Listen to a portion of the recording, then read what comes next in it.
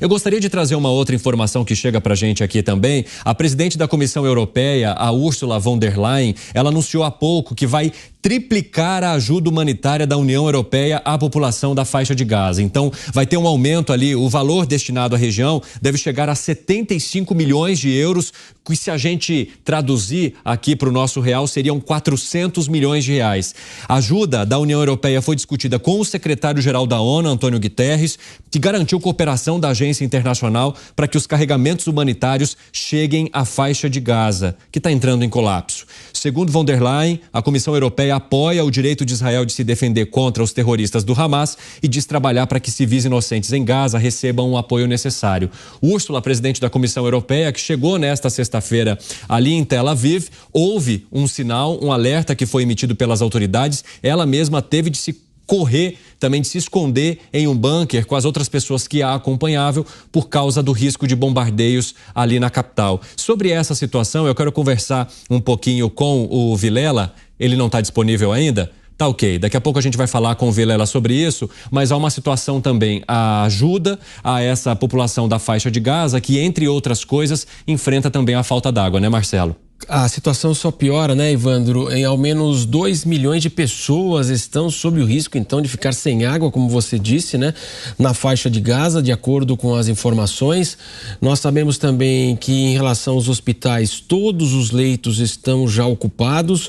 Houve uma ampliação dos leitos, mas eles também foram ocupados. As pessoas estão sendo tratadas, inclusive, no chão, nos corredores. E nós temos também, como você disse, a questão dos geradores que são colocados como a diesel, também não há o abastecimento, portanto, então, dessa situação. E dando uma demonstração da diferença de estruturas da Palestina e de Israel, Israel, por exemplo, colocou em alerta um hospital que funciona, ele tem 3 andares no subsolo, com a capacidade no subsolo, nesses 3 andares, de 2.000 leitos.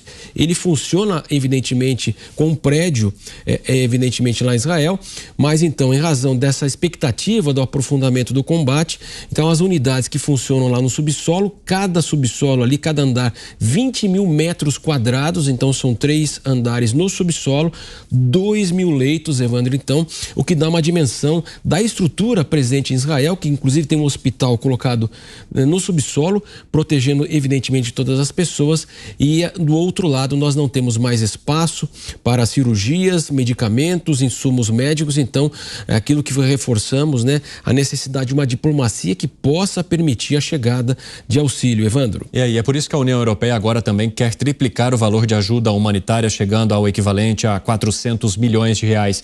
Cristiano Vilela, como é que você analisa o envolvimento dessas autoridades, como a dos Estados Unidos e também da União Europeia, né? Mencionamos aí a presidente da Comissão Europeia, e isso pode de fato fazer a diferença ou depende também de trâmites que permitam a entrada dessa ajuda, a chegada desses suprimentos, né? E a gente está falando de um grupo terrorista, e negociar com um grupo terrorista provavelmente não seja uma situação que possa passar ou ser facilmente resolvida, independentemente de qual autoridade a gente esteja mencionando. Exatamente, Evandro. Quando se trata de uma situação como essa, envolvendo primeiro um quadro de guerra e segundo o quadro de uma organização terrorista, toda e qualquer atuação de organismos internacionais, de outros países, de potências internacionais, ela é, de fato, bastante difícil e requer realmente um elemento estratégico para, de alguma forma, fazer com que se consiga levar ou mantimentos ou tentar entabular algum tipo de negociação, enfim, de alguma forma ajudar as pessoas envolvidas nesse conflito. Eu tenho absoluta clareza da dificuldade que é realmente esse tipo de medida. Aliás, nós estamos agora no 8º dia de conflito, nós tivemos uma série de dificuldades, por exemplo, a título ilustrativo, para se conseguir fazer com que os brasileiros fossem retirados da zona de conflito, e agora nós temos já alguns aviões que já estão conseguindo trazer uma série de brasileiros de volta para casa. Então, você vê que se não houvesse a negociação, e aí no caso brasileiro nós tivemos o Itamaraty atuando de uma forma muito adequada, muito correta, o Itamaraty que tem um histórico de negociação internacional, que sabe se portar muito bem nesse tipo de situação para atender o interesse dos brasileiros ali envolvidos. Agora, se o Itamaraty realmente tivesse se contentado com o primeiro não ou com a primeira porta fechada, nós teríamos ainda um grande número de brasileiros em solo estrangeiro, numa área de guerra. Então, é importante sim que a comunidade internacional tente de todas as formas trazer o máximo de alento que seja possível, seja no âmbito humanitário, dentro da questão de mantimentos, dentro da questão de ajuda financeira, da questão de água, de remédios, aqueles primeiros socorros à população afetada e também, e além disso, que a comunidade internacional possa sim tentar intermediar possibilidades que venham a reduzir o estrago, reduzir o dano causado por essa guerra.